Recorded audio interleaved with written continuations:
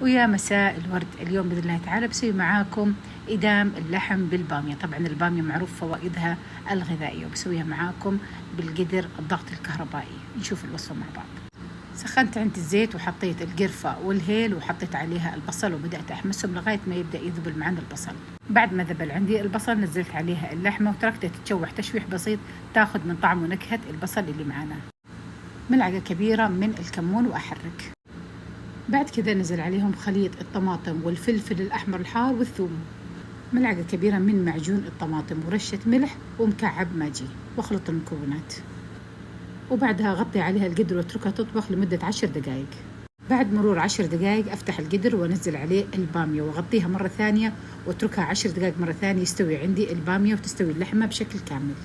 على بال ما يستوي اللحمة ابدأ اسوي عندي الطشة. هنا حطيت شوية سمنة او زبدة او زيت مثل ما انتم حابين، وحطيت عليها الثوم وابدأ اشوحهم. انزل على الثوم ملعقة من الكمون. بعد ما شوحتهم انزل عليهم الكزبرة الخضراء واحمسهم شوية. اللحم والبامية عندي خلاص استووا وبدأت تنشف عندي مويتها وتطلع عندي الزيت. انزل عليهم من الطشة اللي سويناها واتركها كذا 5 دقائق بس يتسبكوا مع بعض، واطفي عليه وتكون كذا معنا الوصفة صارت جاهزة، ونقدمها مع الرز او مع الخبز مثل ما انتم حابين. وهني وعافية علينا وعليكم يا رب.